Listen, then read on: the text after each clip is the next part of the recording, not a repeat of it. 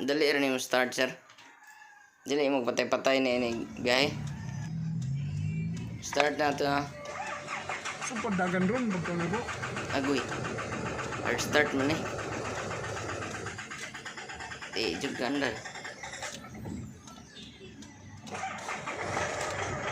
Agoy, noy. Aliado man. Laki. Lakas. Pilak.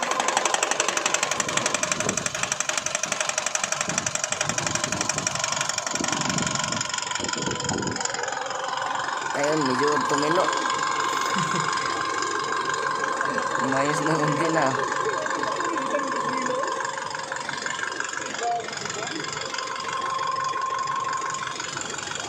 May ibang tunog rin siya, no?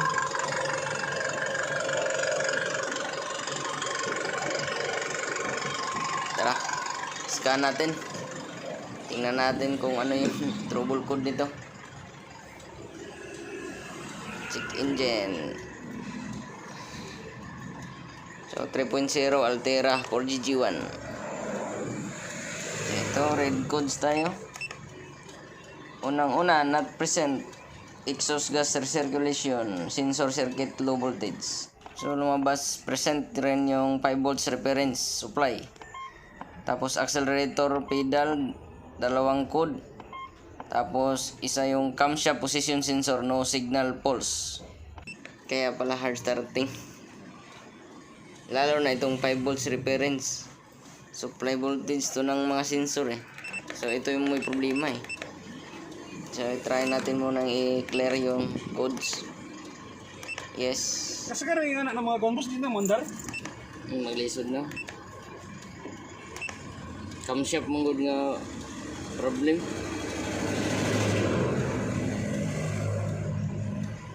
Camshaft. Wala na supply. Camshaft. Masir kung tandog itong wire nila gabon din, pagtanggal sa cover sa baba. Pasin po. Pugot nila. Sa wire. 5 volts reference wala. Gikan man nga supply sa kuan. Sa computer box. Oh yeah. Ano sa mana boss? Makauli ka na? Kauli ni si Ray. Wala. Hindi one. Hindi mo sa ayan. This is it. Pansit.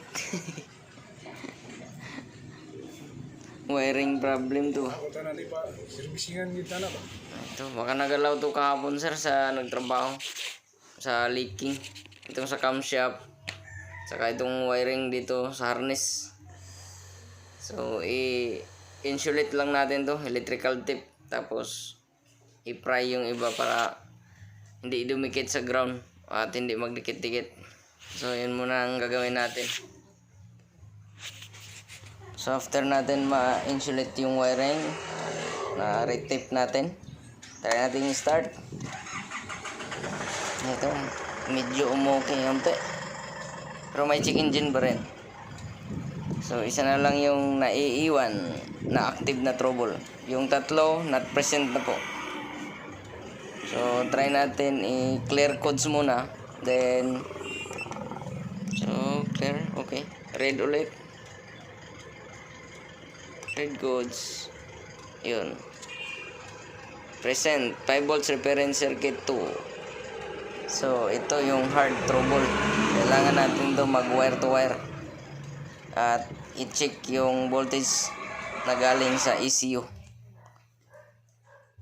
Para sa ating mga sensors. So, at least umayos yung andar niya. Nabawasan yung ibang trouble. So, kailangan talaga itong isa-isahin yung wiring nito. At saka ECU pins, lilinisan. Kaya lang, hindi natin magagawa. Kasi uuwi na sila ng Surigao. Kaya tingnan lang sa atin ni Sir, pinascan at kung maayos ba agad. Pero hindi kaya eh. Kailangan itong mahabang panahon para ma-check lahat yung wiring.